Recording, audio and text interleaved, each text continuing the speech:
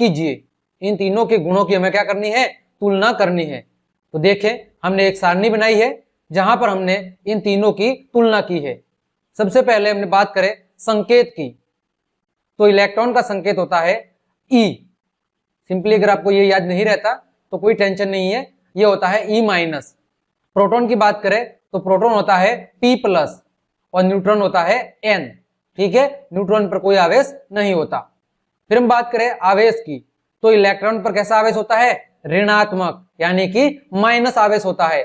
फिर हम बात करें प्रोटॉन की, तो प्रोटॉन पर धनात्मक यानी कि पॉजिटिव चार्ज होता है। हम बात करें न्यूट्रॉन की, तो न्यूट्रॉन पर कोई आवेश नहीं होता है। ठीक है, फिर अगला बात करें हम द्रव्यमान की, तो इलेक्ट्रॉन का जो द्रव्यमान है वो प्रोटॉन के द्रव्यमान का 1/2000वां गुना होता है। ठीक है, वही प्रोटॉन का द्रव्यमान कितना होता है, 1 इकाई द्रव्यमान, और न्यूट्रॉन का द्रव्यमान भी कितना होता है, 1 इकाई द्रव्यमान। यानी प्रोटॉन और न्यूट्रॉन का द्रव्यमान लगभग समान होता है। वही इलेक्ट्रॉन का द्रव्यमान प्रोटॉन के द्रव्यमान की तुलना में लगभग 2000 गुना कम होता है। ठीक है, और हम बात कर ले इलेक्ट्रॉन की खोज की, तो इलेक्ट्रॉन की खोज जे थॉमसन ने की थी, प्रोटॉन की खोज ई गोल्डस्टीन ने की थी, और न्यूट्रॉन की खोज जेम्स चैडविक ने की थी। आई होप आपको यह प्रश्न समझ में आया होगा। चलिए बढ़ते हैं प्रश्न संख्या 2 की ओर। जे थॉमसन के परमाणु मॉडल की क्या सीमाएं है। थॉमसन ने परमाणु से संबंधित जो मॉडल प्रस्तावित किया था, ठीक है, उस मॉडल की क्या कमियां थी वो हमें बतानी है। तो उस मॉडल की कमियां क्या थी कि वो मॉडल बाद में दूसरे वैज्ञानिकों द्वारा किए गए प्रयोगों के परिणामों को समझाने में क्या रहा, असमर्थ रहा। साथ ही वो विभिन्न कक्षाओं में इलेक्ट्रॉनों के वितरण को भी सही ढंग से नहीं समझा पाया। ये 2 प्रमुख कमियां थी जे थॉमसन के परमाणु मॉडल की। चलिए बढ़ते हैं प्रश्न संख्या 3 की ओर। रदरफोर्ड के परमाणु मॉडल की क्या सीमाएं है। अब हमें किसके मॉडल की कमियां बतानी है, रदरफोर्ड के नाभिकीय मॉडल की। तो देखें रदरफोर्ड महाशय क्या कहते हैं, इनके मॉडल की जो ये कमियां थी उसको हमने चित्र में उजागर किया है। देखें ये चित्र क्या बता रहा है। रदरफोर्ड के अनुसार इलेक्ट्रॉन नाभिक के चारों ओर वर्तुलाकार मार्ग में क्या करते हैं, चक्कर लगाते हैं। वर्तुलाकार मतलब का मतलब है प्योर गोल नहीं बल्कि थोड़ा गोलाकार रूप में। परंतु समस्या क्या थी, वर्तुलाकार मार्ग में चक्रण करते हुए इलेक्ट्रॉनों का स्थायी हो पाना लगभग संभावित नहीं है। कारण क्या है, देखो क्योंकि कोई भी आवेशित कण गोलाकार कक्ष में क्या होगा, त्वरित होगा। जब वो गोलाकार कक्षा में चक्कर लगा रहा होगा तो त्वरित होने का मतलब उसमें वेग परिवर्तन होगा, और वेग परिवर्तन के कारण क्या उत्पन्न होता है, त्वरण उत्पन्न होता है। और त्वरण के दौरान उन आवेशित कणों से क्या होगा, ऊर्जा का विकिरण होगा, यानी उसमें से ऊर्जा की हानि होगी, धीरे धीरे उनकी ऊर्जा नष्ट होती जाएगी। और इस प्रकार स्थायी कक्ष में घूमता हुआ इलेक्ट्रॉन अपनी ऊर्जा क्या करेगा, विकिरित करेगा, यानी धीरे धीरे कम करेगा, ऊर्जा के मान में धीरे धीरे कमी होगी, और अंततः वो नाभिक से आकर क्या हो जाएगा, टकरा जाएगा। और ऐसी स्थिति में परमाणु का जो नाभिक है वो परमाणु का नाभिक कैसा हो जाएगा, नष्ट हो जाएगा। अतः परमाणु क्या होगा, अस्थिर होता। लेकिन वास्तव में ऐसा नहीं होता, बल्कि परमाणु कैसे होते हैं, स्थायी होते हैं। अतः रदरफोर्ड के परमाणु मॉडल की ये कमी थी जो इसको रदरफोर्ड अच्छे से नहीं समझा पाए। जैसा आपको चित्र में दिख रहा है, जैसे ये इलेक्ट्रॉन है, ये जैसे जैसे गति करता जाएगा वैसे वैसे इसकी ऊर्जा में कमी होती जाएगी, और अंततः एक ऐसी अवस्था आएगी कि जब इसकी सारी ऊर्जा समाप्त हो जाएगी तो ये यहाँ पर नाभिक से आकर टकरा जाएगा, और ऐसी स्थिति में नाभिक क्या हो जाता, नष्ट हो जाता। लेकिन ऐसा नहीं होता, और यही रदरफोर्ड के परमाणु मॉडल की सबसे बड़ी कमी थी। चलिए बढ़ते हैं प्रश्न संख्या 4 की ओर। बोर के परमाणु मॉडल की व्याख्या कीजिए। निल्स बोर ने परमाणु से संबंधित जो मॉडल प्रस्तुत किया था उस मॉडल की हमें व्याख्या करनी है। तो बोर के अनुसार इलेक्ट्रॉन केवल कुछ निश्चित कक्षा में ही चक्कर लगा सकते हैं, जिन्हें इलेक्ट्रॉन की क्या कहते हैं, विविक्त कक्षा या ऊर्जा स्तर कहते हैं। और जब इलेक्ट्रॉन इन विविक्त कक्षा में चक्कर लगा रहे होते हैं तो उनकी ऊर्जा का विकिरण नहीं होता है, यानी उनकी ऊर्जा के मान में कोई कमी नहीं होती है। दूसरा इन्होंने क्या बताया कि ये कक्षाएं या कोष के, एल, एम, एन या फिर संख्याओं 1, 2, 3, 4 आदि के द्वारा दिखाई जाती है। यानी इन कक्षाओं को आप चाहो तो के, एल, एम, एन या फिर 1, 2, 3, 4 से बता सकते हो। जैसा आपको चित्र दिख रहा है, ये बीच में नाभिक है, इसके चारों तरफ अलग अलग कक्षाएं हैं, जिसमें पहली कक्षा को के कक्षा या n बराबर 1 कक्षा, दूसरी को l कक्षा या n बराबर 2 कक्षा, तीसरी को m, चौथी को n, इसी प्रकार कक्षाएं लगातार बढ़ती रहती है। तो ये था नील्स बोर का परमाणु मॉडल। बढ़ते हैं अगले प्रश्न की ओर, और वो दिया है हमारे सामने, इस अध्याय में दिए गए सभी परमाणु मॉडलों की तुलना कीजिए। अब काफी बड़ा प्रश्न है, फिर भी अब आया है तो समझाना पड़ेगा। तो इस अध्याय में टोटल 3 परमाणु मॉडलों की चर्चा की थी। एक था थॉमसन का परमाणु मॉडल, एक रदरफोर्ड का परमाणु मॉडल और एक था नील्स बोर का परमाणु मॉडल। इन तीनों मॉडलों की हम तुलना करते हैं, आखिर देखते हैं कि इन तीनों में क्या फर्क था। तो सबसे पहले हम बात करते हैं जे थॉमसन के परमाणु मॉडल की। तो इनका चित्र कुछ ऐसा था। इन्होंने बताया कि परमाणु क्या है, धन आवेशित गोले का बना होता है और इलेक्ट्रॉन उसमें जगह जगह धसे रहते हैं अथवा फंसे होते हैं। ये पहला पॉइंट था। इनके मॉडल का दूसरा पॉइंट था कि ऋणात्मक और धनात्मक आवेश परिमाण में कैसे होते हैं, समान होते हैं, और इसीलिए कोई भी परमाणु वैद्युत रूप से कैसे होते हैं, उदासीन होते हैं। इसी मॉडल को प्लम पुडिंग मॉडल अथवा तरबूज मॉडल के नाम से भी जाना जाता है। तो ये थॉमसन का परमाणु मॉडल था। दूसरा मॉडल था रदरफोर्ड का परमाणु मॉडल। इस मॉडल के अनुसार परमाणु का जो केंद्र है वो कैसा होता है, वो धनावेशित होता है, और जिसे रदरफोर्ड ने क्या कहा था, नाभिक कहा था। दूसरा बिंदु, एक परमाणु का लगभग संपूर्ण द्रव्यमान रदरफोर्ड के अनुसार कहा होता है, नाभिक में होता है। तीसरा बिंदु इस मॉडल का था कि इलेक्ट्रॉन नाभिक के चारों ओर वर्तुलाकार मार्ग में क्या करते हैं, हमेशा चक्कर लगाते रहते हैं। और अगला बिंदु था कि नाभिक का आकार परमाणु के आकार की तुलना में क्या होता है, काफी कम होता है। और इनके मॉडल का जो चित्र था, जिसमें उन्होंने अल्फा कणों की बौछार सोने की एक पतली पन्नी पर करवाई थी, जिसके तहत 3 निष्कर्ष निकले थे। पहला, अधिकतर अल्फा कण सोने की पन्नी से होकर सीधे निकल गए थे। कुछ अल्फा कण सोने की पन्नी से टकराने के कारण अपने मार्ग से क्या हो गए, विक्षेपित हो गए थे, और कुछ कण लगभग 12,000 कणों में से एक कण पुनः अपने मार्ग पर वापस लौट आया था। और इन्हीं प्रयोग के आधार पर इन्होंने अपना मॉडल प्रस्तावित किया था। आगे बात करते हैं नील्स बोर के परमाणु मॉडल की। तो बोर के अनुसार इलेक्ट्रॉन केवल कुछ निश्चित कक्षाओं में ही चक्कर लगा सकते हैं, जिन्हें क्या कहते हैं, इलेक्ट्रॉन की विविक्त कक्षा कहते हैं। दूसरा बिंदु, जब इलेक्ट्रॉन इस विविक्त कक्षा में चक्कर लगा रहे होते हैं तो उनकी ऊर्जा का विकिरण नहीं होता, यानी उनकी ऊर्जा में कोई कमी नहीं होती है। बात करें तीसरे बिंदु की, तो नील्स बोर के अनुसार ये कक्षा या कोष के, एल, एम, एन इसी तरह संख्याओं 1, 2, 3 अथवा 4 के द्वारा दर्शाई जाती है। और इनके मॉडल का चित्र कुछ इस तरह था, और इसके चारों ओर ये विविक्त कक्षा अथवा ऊर्जा स्तर मौजूद है। ठीक है, चलिए, तो ये आपका 5वां प्रश्न था। आगे बढ़ते हैं प्रश्न संख्या 6 की ओर। पहले 18 तत्वों के विभिन्न कक्षों में इलेक्ट्रॉन वितरण के नियम को लिखिए। यानी हमें बताना है कि 1 से लेकर 18 तक जो तत्व है उनकी विभिन्न कक्षाओं में इलेक्ट्रॉनों का वितरण किस प्रकार होता है, उस नियम को हमें बताना है, और साथ ही हमें उनकी संरचना बना के भी समझाना है। तो देखें, सबसे पहले हम बात करते हैं इलेक्ट्रॉन वितरण के नियम की। तो नियम क्या है कि किसी भी कक्षा में अधिकतम 2n² इलेक्ट्रॉन भरे जा सकते हैं, जहां पर n क्या है, n कक्षों की संख्या है। तो अगर कक्ष पहला है तो पहली कक्षा में तो कुल इलेक्ट्रॉन कितने होंगे, तो 2 1 का स्क्वायर, यानी पहली कक्षा में अधिकतम 2 इलेक्ट्रॉन भरे जा सकते हैं। यदि n बराबर 2 है तो फिर दूसरी कक्षा में अधिकतम इलेक्ट्रॉन 8 भरे जा सकते हैं।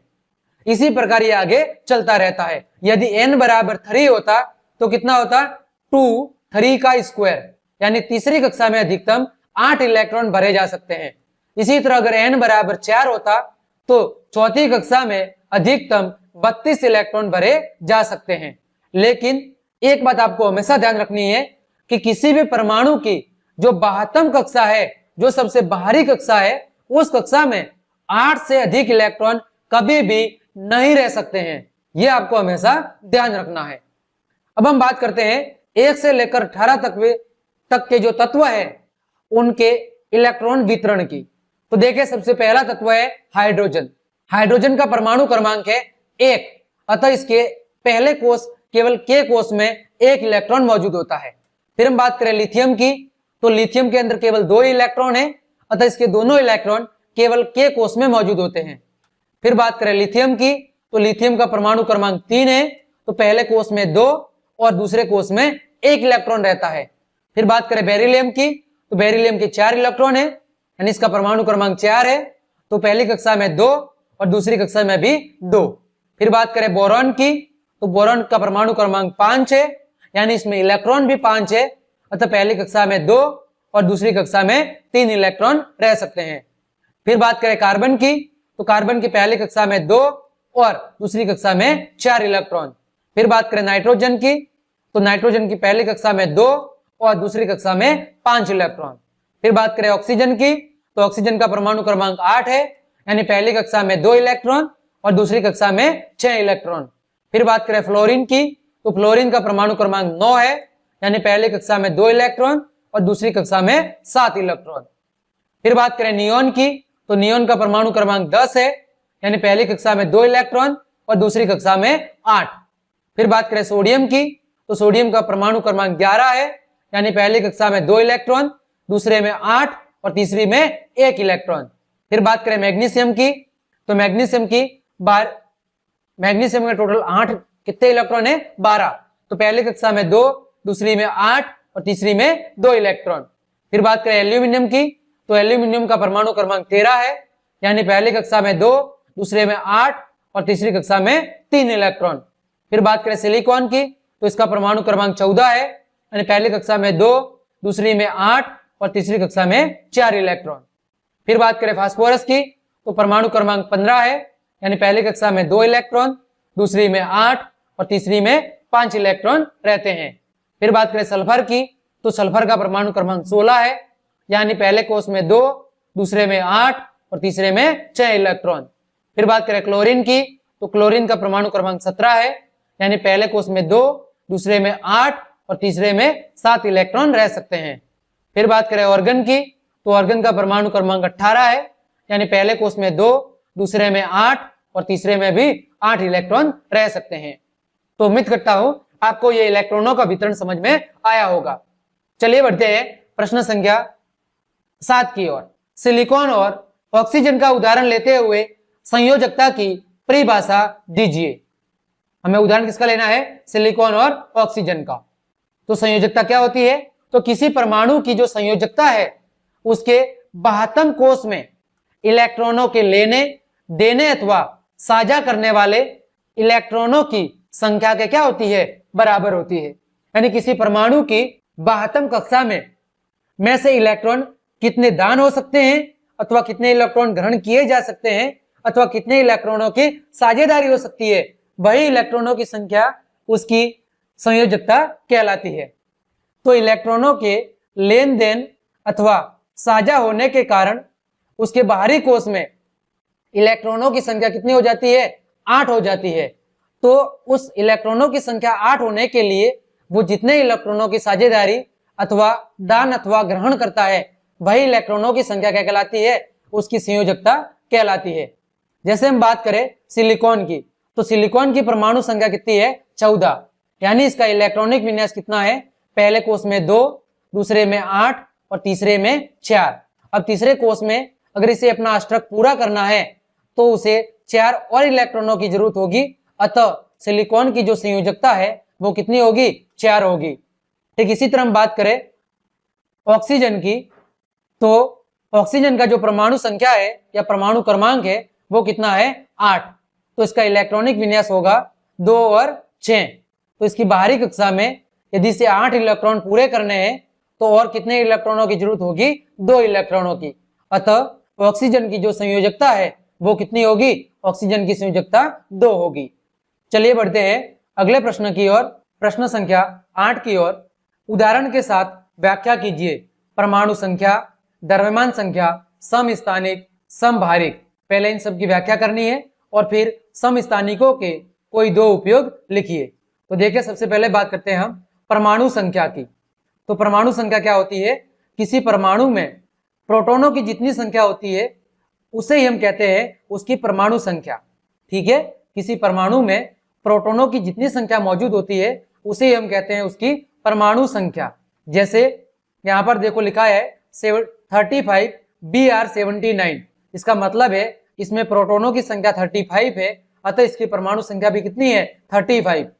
ठीक है, यहाँ पर 8O16, इसका मतलब इसमें प्रोटॉनों की संख्या 8 है, अतः इसकी परमाणु संख्या भी कितनी है? 8 है। फिर हम बात करते हैं द्रव्यमान संख्या की। तो द्रव्यमान संख्या क्या होती है? प्रोटॉन की संख्या प्लस न्यूट्रॉन की संख्या का योग। किसी परमाणु में उपस्थित प्रोटॉन की संख्या प्लस न्यूट्रॉन की संख्या का जो योग है वो कहलाती है उसकी द्रव्यमान संख्या। जैसे यहाँ पर ये 79 लिखा हुआ है, इसका मतलब है कि इसमें प्रोटॉन और न्यूट्रॉन की संख्या है उसका योग कितना है? 79। जैसे यहाँ पर देखो इसमें 35 क्या है? 35 प्रोटॉन है, तो फिर न्यूट्रॉन कितने हो जाएंगे? 79 माइनस 35 तो 44। यानी इसमें 35 इलेक्ट्रॉन है, 35 प्रोटॉन है और 44 क्या है? न्यूट्रॉन है। तो इन दोनों का जो योग है वो क्या कहलाता है? द्रव्यमान संख्या। ठीक है, हम बात करें यहाँ पर 8O16 की। तो यहाँ पर ऑक्सीजन में 8 प्रोटॉन है और 8 क्या है? न्यूट्रॉन। और इसका द्रव्यमान संख्या कितनी होगी? 8 + 8 16 हो जाएगी। आगे बात करें समस्थानिक की। तो समस्थानिक क्या होता है कि एक ही तत्व के वे परमाणु जिनकी परमाणु संख्या तो समान होती है लेकिन द्रव्यमान संख्या क्या होती है? भिन्न भिन्न होती है, वे समस्थानिक कहलाते हैं। जैसे C612 और C614 ये दोनों क्या है? कार्बन के समस्थानिक है, क्योंकि देखो इन दोनों की परमाणु क्रमांक 6 और 6 बराबर है और द्रव्यमान संख्या अलग अलग है 12 और 14। फिर हम बात करें समभारिक की।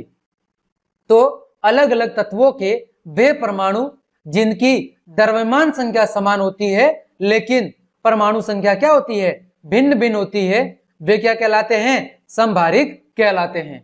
जैसे 20 कैल्शियम यहां पर होता है 40 और यहां पर होता है, यहां पर भी 40, यानी इनकी द्रव्यमान संख्या बराबर है लेकिन इनकी परमाणु संख्या देखो यहां पर 20 है और यहां पर 18 है। तो परमाणु संख्या अलग अलग होती है लेकिन द्रव्यमान संख्या समान होती है। तो ऐसे तत्वों को हम क्या कहते हैं? समभारिक कहते हैं। फिर हम बात करें समस्थानिकों के उपयोग की। तो यूरेनियम के एक समस्थानिक U-235 का उपयोग परमाणु भट्टी में ईंधन के रूप में किया जाता है। दूसरा बात करें कैंसर के उपचार में कोबाल्ट के समस्थानिक का उपयोग किया जाता है। कोबाल्ट 60 का उपयोग कैंसर के उपचार में किया जाता है। और लिखा हुआ है कि घेंगा रोग के इलाज में भी आयोडीन के समस्थानिक का उपयोग किया जाता है। बढ़ते हैं अगले प्रश्न की ओर। Na+ के पूरी तरह से भरे हुए के व L कोष होते हैं, व्याख्या कीजिए। इस कथन की हमें क्या करनी है? व्याख्या करनी है। तो देखें तो इसका जवाब हो जाएगा कि सोडियम की जो परमाणु संख्या है वो कितनी होती है? 11। और इसका इलेक्ट्रॉनिक विन्यास कितना होता है? 2 8 1, यानी K कोष में 2, L कोष में 8 और M कोष में 1। लेकिन जब सोडियम अपना बाहरी कक्षा में उपस्थित एक इलेक्ट्रॉन क्या कर लेता है? किसी को दान कर लेता है, तो इस पर क्या आ जाता है? 1 इकाई धनात्मक आवेश आ जाता है। और 1 इकाई धनात्मक आवेश का मतलब है फिर किसका निर्माण होता है? सोडियम आयन का। और सोडियम आयन का मतलब है इसमें अब इलेक्ट्रॉनों की संख्या कितनी है? 10 है। मतलब इसके पहले कोष में 2 और दूसरे कोष में 8 है, यानी दोनों कोष क्या है? अब पूर्ण रूप से भरे हुए हैं। इसका मतलब यही है कि Na का मतलब होता है कि इसका परमाणु क्रमांक 11 है और जब Na+ है तो इसका मतलब इसमें इलेक्ट्रॉनों की संख्या कितनी है? 10 है। तो यहाँ पर इलेक्ट्रॉनिक विन्यास होगा 2 8 और 1 और यहाँ पर होगा 2 और 8। इसका मतलब अब उसके K और L कोष दोनों पूरी तरह से भरे हुए हैं। अगला प्रश्न है, अगर ब्रोमीन परमाणु दो समस्थानिकों 35Br79 जिसका परसेंटेज है 49.7% और दूसरा है 35Br81 जिसका परसेंट है 50.3% के रूप में है, तो ब्रोमीन परमाणु के औसत परमाणु द्रव्यमान की क्या करनी है, हमें गणना करनी है। तो बिल्कुल सरल है, हमें क्या करना है, दोनों का परमाणु द्रव्यमान निकालना है जितना इनका परसेंटेज दिया हुआ है, और उसके बाद उन दोनों का क्या करना है, औसत निकालना है, यानी कि योग कर लेना है। तो देखें हम कैसे ज्ञात करेंगे, तो ब्रोमीन परमाणु का जो औसत परमाणु द्रव्यमान है, अब देखो इस ब्रोमीन का जो परमाणु द्रव्यमान है वो कितना है 79, और 79 का कितना हिस्सा है 49.7%। तो पहले ब्रोमीन का हमने लिख लिया 79 का 49.7%। दूसरे ब्रोमीन का द्रव्यमान कितना है 81, और इसका कितना परसेंट है 50.3%। तो 81 का 50.3%। फिर हमने क्या किया, यहां से परसेंटेज हटा दिया तो बट्टे में कितना लिख दिया 100। ठीक इसी तरह यहां पर भी परसेंटेज हटा लिया तो बट्टे में कितना लिख लिया 100। फिर हमने इसको हल किया तो इस वाले भाग का आंसर आया हमारे पास 39.263 और इस वाले भाग का आंसर आया 40.743। अब इन दोनों की हमने जोड़ कर ली तो इसका मान आ गया 80.006। इसका मतलब यह है कि इस ब्रोमीन परमाणु का जो औसत परमाणु द्रव्यमान है वो है 80.01 परमाणु द्रव्यमान इकाई। ठीक है, तो उम्मीद करता हूं आपको यह प्रश्न भी अच्छे से समझ में आया होगा। आगे बढ़ते हैं। एक तत्व X का परमाणु द्रव्यमान 16.2 इकाई है, तो इसके किसी एक नमूने में समस्थानिक 8x16 और 8x18 का प्रतिशत क्या होगा। एक तत्व का परमाणु द्रव्यमान कितना दिया हुआ है 16.2। अब इन दोनों नमूनों का हमें इस द्रव्यमान की मात्रा में क्या निकालना है, परसेंटेज निकालना है। तो देखें सबसे पहले हमने जो तत्व लिखा हुआ है 8x16 उसका परसेंट मान लिया k, क्योंकि हमें पता नहीं है कितना परसेंट है तो हमने इसको मान लिया k। और दूसरे को कितना मान लिया 100 माइनस k, क्योंकि टोटल कितना परसेंट होता है 100। तो अगर एक k परसेंट है तो दूसरा कितना हो जाएगा 100 माइनस k परसेंट। अब हम क्या करेंगे कि तत्व X का जो औसत परमाणु द्रव्यमान है वो कितना है हमारे पास, वो हमारे पास है 16.2 और उसके बराबर में कितना है, इसका है 16, तो 16 का कितना k परसेंट और इसका द्रव्यमान है 18, तो 18 का कितना है 100 माइनस k परसेंट। जैसा अभी हमने पिछला प्रश्न सॉल्व किया था वैसा का वैसा ही है। फिर देखो औसत परमाणु द्रव्यमान हमने कितना रखा 16.2 जो हमें प्रश्न में दिया हुआ है, फिर 16 का k परसेंट और 18 का 100 माइनस k परसेंट। फिर हमने परसेंट हटा दिया तो बट्टे में कितना लिखा, दोनों के बट्टे में लिख दिया 100। फिर हमने इसको सॉल्व किया तो यहां से इस 100 को एलसीएम लेके हमने उस भाग में भेज दिया, तो जब 16.2 का 100 से गुणा हो गया तो कितना हो गया 1620। ठीक है, फिर हमने इसको सॉल्व किया तो 16 का k से गुणा हुआ तो 16 के, 18 का 100 से गुणा हुआ तो 1800 और 18 का k से गुणा हुआ तो 18 के। अब इसको सॉल्व करेंगे तो 16 के माइनस 18 के कितना हो जाएगा माइनस का 2 के, और ये हो गया 1800 माइनस 1620। तो 2 के बराबर 1800 माइनस 1620 यानी कि 2k का मान आ गया 180। तो k का मान कितना आ जाएगा, k का मान आ गया 90%। यानी कि इस x का मान अगर 90% था तो फिर इसका मान कितना हो जाएगा 10% हो जाएगा, और यही आपका आंसर है। बढ़ते हैं अगले प्रश्न की ओर। यदि तत्व Z बराबर 3 हो तो तत्व की संयोजकता क्या होगी, तत्व का नाम भी लिखिए। तो देखो तत्व का Z का मतलब क्या होता है परमाणु संख्या, परमाणु संख्या 3 है, इसका मतलब इसका इलेक्ट्रॉनिक विन्यास कितना होगा 2 और 1, तो इसकी बाहरी कक्षा में कितना इलेक्ट्रॉन है 1, तो इसकी संयोजकता कितनी होगी, संयोजकता हो जाएगी 1। और इसका परमाणु क्रमांक 3 है, मतलब इसका नाम क्या होगा, इसका नाम होगा लिथियम। ठीक है, अगला प्रश्न है दो परमाणु स्पीशीज के केंद्रकों का संगठन नीचे दिया गया है। दो परमाणु है, एक X और एक Y। X में प्रोटॉन की संख्या 6 है और न्यूट्रॉन की संख्या भी कितनी है 6। वही Y में प्रोटॉन की संख्या 6 है और न्यूट्रॉन की संख्या 8 है। हमें x और y की द्रव्यमान संख्या ज्ञात करनी है और बताना है कि इन दोनों में क्या संबंध है। तो देखें, जो तत्व x है, x की द्रव्यमान संख्या क्या होगी? प्रोटॉन की संख्या प्लस न्यूट्रॉन की संख्या। तो 6 प्रोटॉन है और 6 न्यूट्रॉन है, तो द्रव्यमान संख्या कितनी हो जाएगी? 12 इकाई। वही दूसरा y, तो y में प्रोटॉन कितने हैं? 6 और न्यूट्रॉन कितने हैं? 8। तो इसकी द्रव्यमान संख्या कितनी हो जाएगी? 14 इकाई। अब देखो दोनों में क्या पता चल रहा है कि दोनों में प्रोटॉन की संख्या समान है। इसका मतलब दोनों में प्रोटॉन की संख्या समान है लेकिन द्रव्यमान संख्या अलग अलग है। इसका मतलब ये क्या है? ये दोनों कार्बन के क्या है? समस्थानिक, क्योंकि कार्बन का परमाणु क्रमांक कितना होता है? 6। तो ये दोनों तत्व कार्बन के क्या है? समस्थानिक है। अगला प्रश्न है, निम्न व्यक्तित्वों में गलत के लिए F और सही के लिए T लिखे। तो पहला कथन है, जे टॉमसन ने प्रस्तावित किया था कि परमाणु के केंद्रक में केवल न्यूक्लियॉन्स होते हैं। यह बात बिल्कुल गलत है, क्योंकि टॉमसन ने केवल इलेक्ट्रॉन की खोज की थी, बाकी उस समय प्रोटॉन और न्यूट्रॉन के बारे में कोई जानकारी नहीं थी। फिर दूसरा कथन, एक इलेक्ट्रॉन और प्रोटॉन मिलकर न्यूट्रॉन का निर्माण करते हैं और यह अनावेशित होता है। यह भी बिल्कुल गलत है। फिर इलेक्ट्रॉन का द्रव्यमान प्रोटॉन से लगभग 2000 गुना कम होता है। यह बात बिल्कुल सत्य है। फिर आयोडीन के समस्थानिक का उपयोग टिंचर आयोडीन बनाने में होता है और जिसका उपयोग दवा के रूप में होता है। यह कथन भी बिल्कुल सत्य है। तो कथन ए और बी गलत है और कथन सी और डी सत्य है। अगला प्रश्न है, रदरफोर्ड का अल्फा कण प्रकीर्णन प्रयोग किसकी खोज के लिए उत्तरदायी था?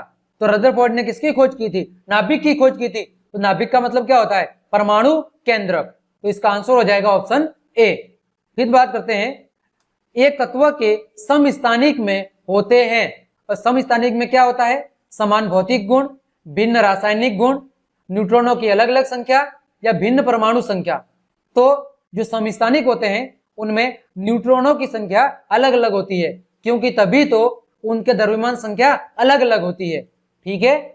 फिर अगला प्रश्न है, क्लोरीन आयन में संयोजकता इलेक्ट्रॉनों की संख्या कितनी है? अब देखो, क्लोरीन आयन है। अब क्लोरीन आयन का मतलब है, क्लोरीन का मतलब होता है इसका परमाणु क्रमांक 17 है। अब इसने एक इलेक्ट्रॉन ग्रहण किया है, तब जाके क्या बना है? क्लोरीन माइनस, यानी अब इसमें इलेक्ट्रॉनों की संख्या कितनी है? 18।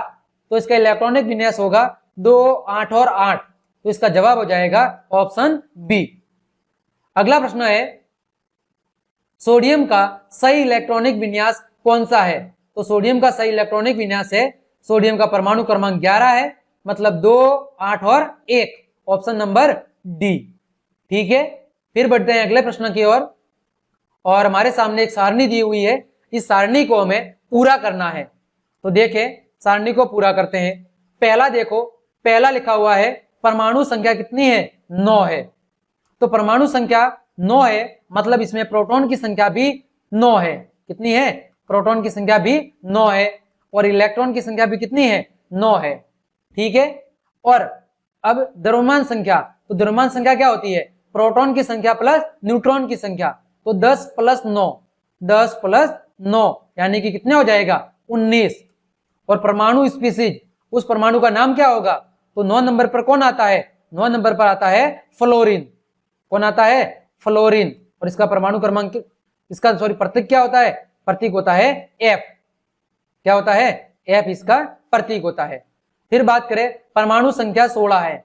परमाणु संख्या 16 है, मतलब प्रोटॉन की संख्या भी 16 है और इलेक्ट्रॉन की संख्या भी कितनी है? 16 है। और न्यूट्रॉन की संख्या कितनी हो जाएगी? 32 द्रव्यमान संख्या है, तो 32 में से 16 गया तो न्यूट्रॉन की संख्या भी कितनी होगी? 16 होगी। फिर बात करें तीसरा, तो देखो तीसरे में प्रोटॉन की संख्या 12 है, यानी इलेक्ट्रॉन की संख्या भी 12 है और परमाणु क्रमांक भी कितना है? 12 है। अब न्यूट्रॉन की संख्या कितनी होगी? द्रव्यमान संख्या माइनस प्रोटॉन की संख्या, तो 24 - 12 यानी कि 12। और नाम क्या हो जाएगा? नाम हो जाएगा मैग्नीशियम Mg। ठीक है। फिर बात करते हैं, द्रव्यमान संख्या दी हुई है 2, प्रोटॉन की संख्या कितनी दी हुई है? 1 और इलेक्ट्रॉनों की संख्या भी कितनी है? 1। तो इलेक्ट्रॉन की संख्या और प्रोटॉन की संख्या 1 है, मतलब परमाणु संख्या भी कितनी है? 1 है। और द्रव्यमान दिया हुआ है वो है, द्रव्यमान हमारे सामने दिया हुआ है 2, मतलब न्यूट्रॉन की संख्या भी कितनी है? 1 है। तो फिर ये क्या है, ये हाइड्रोजन का एक समस्थानिक है और हाइड्रोजन के इस समस्थानिक को कहते हैं ड्यूटेरियम। क्या कहते हैं, ड्यूटेरियम, क्योंकि 1H2 ये किसका है, ये ड्यूटेरियम का है और ड्यूटेरियम का प्रतीक क्या होता है, डी होता है। ठीक है, तो यहां पर आप लिख लोगे ड्यूटेरियम। फिर बात करें प्रोटॉन की संख्या कितनी है, 1 है, इलेक्ट्रॉन की संख्या कितनी है, 0।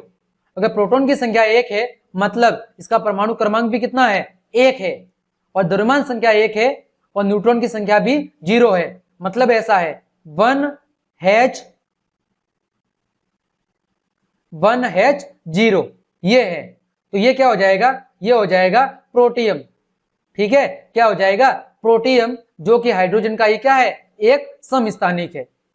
तो इस प्रकार हमने आपके अभ्यास के सभी प्रश्नों को अच्छे से सॉल्व कर लिया है। उम्मीद करता हूं सारे प्रश्न आपको अच्छे से समझ में आए होंगे। तो क्लास देखने के लिए आप सभी को धन्यवाद। अगर आपको क्लास पसंद आई है तो लाइक, कमेंट, शेयर और सब्सक्राइब जरूर